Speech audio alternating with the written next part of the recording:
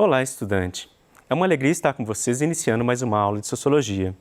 Hoje iremos iniciar nossa última etapa do ano. Vamos começar os temas do quarto bimestre. Na aula de hoje, vamos falar sobre as transformações no mundo do trabalho. Esse tema vocês podem encontrar no PET 4 e ele está presente das semanas 1 às semanas 6. E lá vocês vão ver toda a discussão sobre o tema trabalho que nós vamos iniciar na aula de hoje.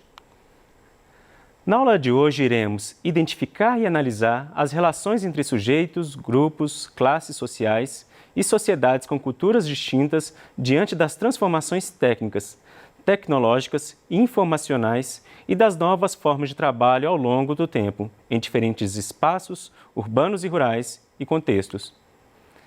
Então, nós precisamos entender que o tema trabalho ele está presente na nossa vida. Então, desde que o momento que entramos na escola, iniciamos os nossos estudos, nós somos indagados, somos questionados sobre o que queremos exercer como profissão futuramente. Então, a partir do primeiro contato com a educação, nós somos preparados para o mundo do trabalho. Mas na sociologia, nós vamos questionar essa forma de relação, se nós estamos estudando apenas para o mundo do trabalho, ou seja, para o mercado de trabalho, ou se a educação ela também representa outras representações, representa outras motivações para a nossa vida. Então, nós precisamos entender como o trabalho foi entendido através dos tempos, como ele ajudou a organizar a nossa sociedade para questionarmos como o trabalho é pensado hoje.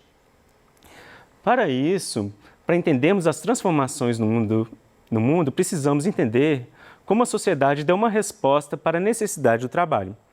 Então, se hoje nós damos uma explicação sociológica, nem sempre foi assim, pois a sociologia não é uma disciplina tão antiga como a necessidade do trabalho. Então, uma das formas de explicação foi por meio de mitos.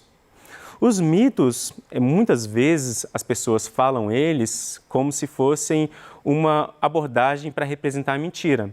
Então, colocam sempre em contraste mitos e verdades. Então, nós precisamos entender que mitos não são sinônimos de mentiras. Eles são recursos didáticos que a sociedade deu em determinados momentos da história para explicar algumas realidades. Inclusive, vocês vão poder aprofundar melhor o que representam os mitos nas aulas de filosofia. E para quem está no ensino fundamental, vai poder entendê-los nas aulas de ensino religioso.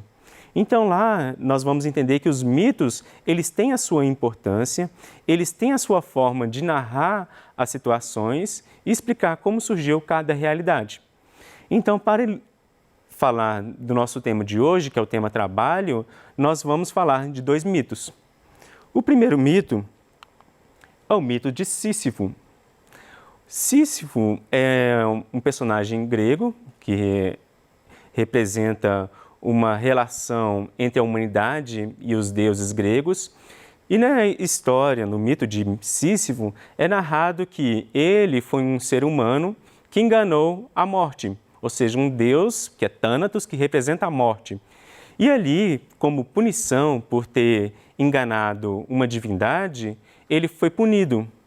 A sua punição diária foi rolar todos os dias uma esfera de mármore, morro acima, e ao chegar no topo, essa esfera sempre rolava morro abaixo, representando o trabalho repetitivo, que não é produtivo e que os trabalhadores têm todos os dias. Ou seja, não se produz nada para si, repete todo dia a mesma coisa e no final não se ganha nada. Então, o mito de Sísifo mostra o trabalho como uma punição divina para uma realidade humana. Ou seja, os seres humanos entenderam no momento que a necessidade de trabalho se deve a uma punição porque os seres humanos desobedeceram os deuses. Tanto é que a palavra trabalho, ela vem de um termo latino que significa tripalium, ou seja, era um instrumento de tortura. Então, o trabalho foi visto desde o início como um instrumento de tortura, ou seja, uma punição diária. E um outro mito, que é mais conhecido para algumas pessoas, é o mito de Caim e Abel. Nele, nessa realidade, mostram duas pessoas, dois irmãos, onde cada um representava um tipo de trabalho. Um era agricultor e o outro era pastor de ovelhas. E ali, um mata o outro por ciúmes em relação ao Deus deles, a divindade deles. E ali, eles também a pessoa que mata, ela recebe uma punição. Para ilustrar a relação entre esses dois personagens do mito e o tema trabalho, vou fazer um esqueminha para vocês.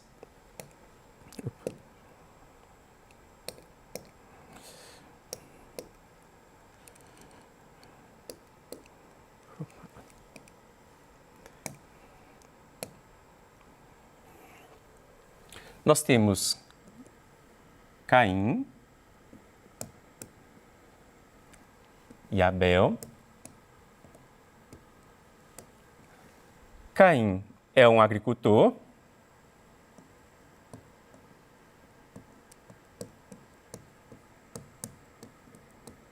Abel, um pastor de ovelhas. Aqui eles representam duas sociedades. A sociedade sedentária, isto é, uma sociedade que é fixa, que constrói cidades, e essa sociedade, ela se organiza e cria as suas regras. E o Abel, que é pastor, representa a sociedade nômade. Então, isso foi uma explicação para mostrar que entre esses dois irmãos houve uma morte onde um matou o outro, assassinou, para mostrar que a sociedade sedentária começou a substituir a sociedade nômade. Tanto é que a narrativa sobre esse mito de Caim e Abel mostra que os descendentes dessa sociedade sedentária de Caim surgem as primeiras profissões, como o ferreiro, o agricultor,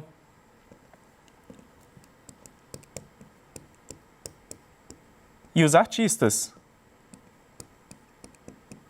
Porque os artistas eram pessoas que também estavam nas cidades, eles não eram pessoas nômades.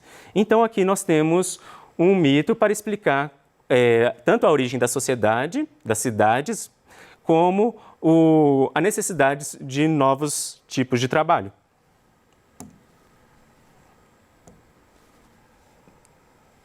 Então, ao se organizarem em torno das cidades, os indivíduos passam a criar um modo de vida sedentário, estabelecendo novas formas de trabalho. Com o passar do tempo, as transformações no mundo do trabalho vão acontecer de modo mais frequente e mais rápido, principalmente com a Revolução Industrial. Então, a partir do momento que a sociedade ela começa a criar cidades e com as cidades surgem novas necessidades, e com as novas necessidades também surgem novas formas de trabalho. Então, naquele contexto, surgem novas profissões. Então, os tipos de trabalho, eles surgem de acordo com as necessidades da sociedade daquele momento. Tanto é que, se pensarmos na nossa sociedade hoje, sociedade contemporânea, nós vamos ver que surgiram novas profissões e outras não existem mais.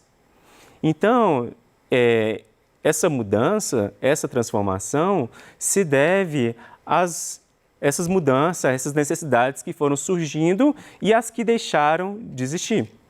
Então, com isso, a gente vê que sempre a nossa sociedade ela vai se organizar em torno das relações de trabalho.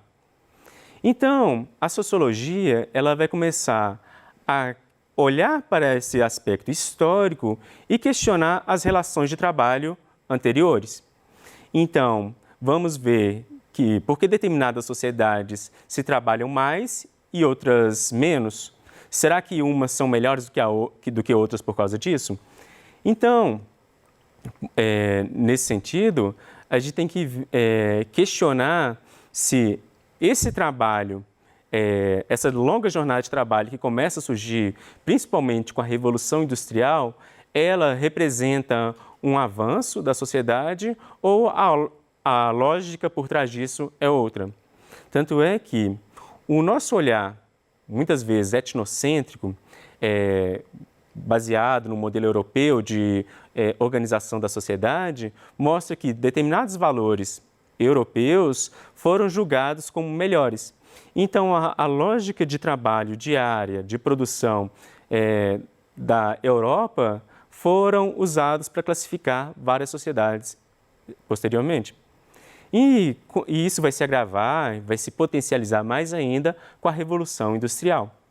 Nós vimos nas aulas passadas que, com a Revolução Industrial, com o surgimento da máquina a vapor, com o surgimento da indústria, a produção começou a ser em larga escala. Então, começou-se a produzir mais, gerando excedentes, para que aquilo fosse usado como produtos para serem vendidos, enriquecendo um grupo de pessoas. Então, a Revolução Industrial, ela rompe com uma estrutura de trabalho anterior. Então, a gente, na nossa sociedade, teve momentos onde o trabalhador ele era responsável por todas as etapas do modo de produção. Então, no sistema de manufatura, o trabalhador era responsável por todas as etapas do seu trabalho até chegar no seu produto. Em outros momentos, com o surgimento de outros instrumentos de trabalho, ele vai potencializando, ele vai produzindo mais, mas isso era para benefício pessoal, porque ele era aquela pessoa autônoma que dava conta de todas as etapas do seu trabalho. E com a Revolução Industrial, com o surgimento das indústrias e das máquinas a vapor, ele vai perdendo essa autonomia. Tanto é que as máquinas não pertencem mais ao trabalhador, então pertence a alguém que contrata os trabalhadores para operar as máquinas. E nesse momento, as fábricas elas não criam uma relação de vínculo com os trabalhadores. Então, eles são presença momentânea naquele processo de trabalho, no qual, após após a produção, o produto que ele cria, ele não tem mais nenhum vínculo com a indústria, aquela fábrica. Tanto é que foi um momento que as pessoas não tinham direitos, então, um dia de trabalho na fábrica não garantia um dia seguinte de trabalho naquela mesma fábrica. Então, vão surgir também 3 modos de produção,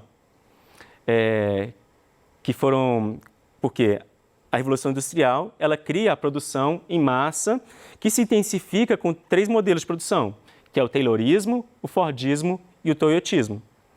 O Fordismo, ele é um modelo no qual os trabalhadores, eles produzem em larga escala, então a lógica por trás desse sistema é a produção em larga escala, então as fábricas elas vão produzir muito, então o trabalhador ele fica sempre no mesmo lugar, produzindo rápido à medida que a máquina vai operando.